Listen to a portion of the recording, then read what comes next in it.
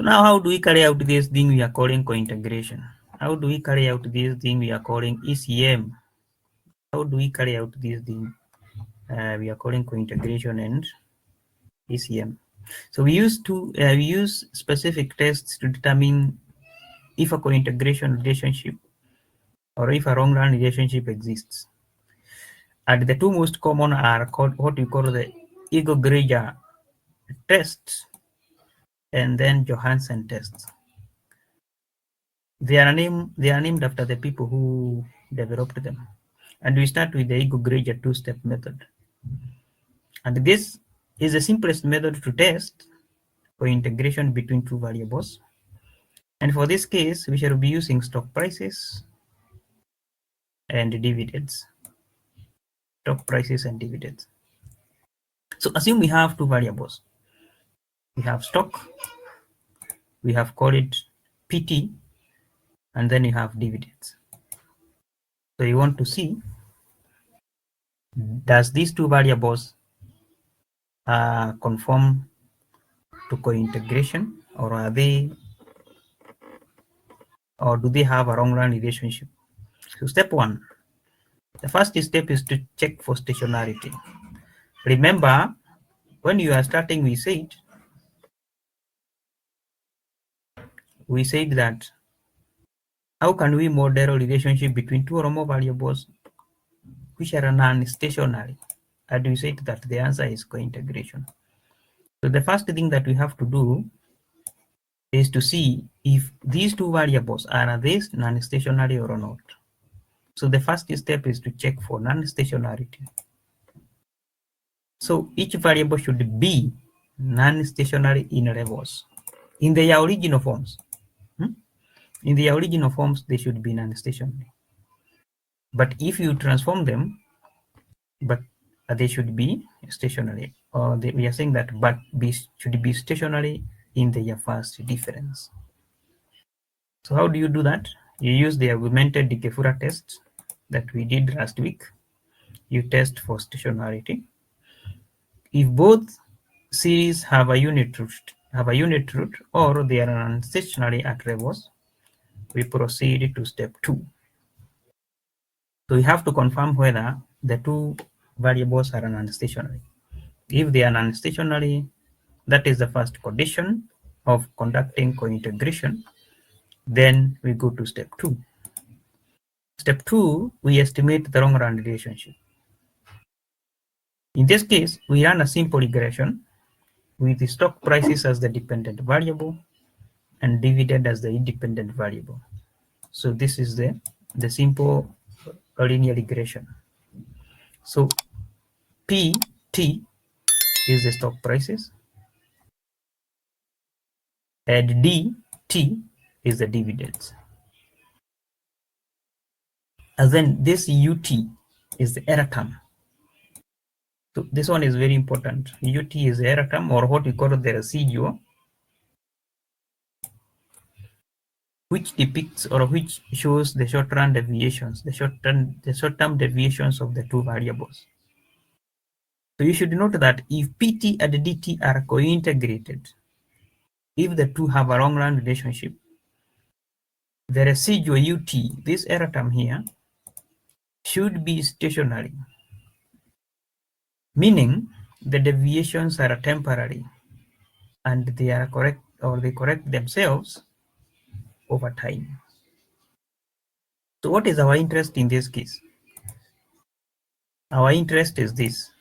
This is our interest. This error term here is our interest. The reason as to why we are running this simple regression is so that we can obtain these error terms. After getting these error terms, we check whether they are stationary or not. Yeah. And if they are stationary, then we say that these two variables are co-integrated. So that one takes us to the next step, which is to test the residuals. You test the residuals for stationarity. We test the residuals for stationarity. It means you perform a unit test, the augmented Gefura test of the residuals, UT. So these residuals you carry out the stationarity test. And the null hypothesis, it is just the same as we used last week. That null hypothesis is that the residuals have a unit root. They are not stationary. And if you find that this null hypothesis is not rejected, it means that, or you conclude that there is no co-integration. For alternative hypothesis, it says the residuals do not have a unit root. They are stationary.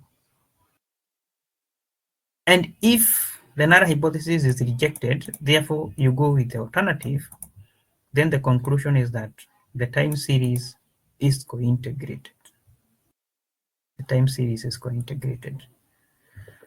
So if you find there is no co-integration, you cannot go ahead. You look for another or an alternative model.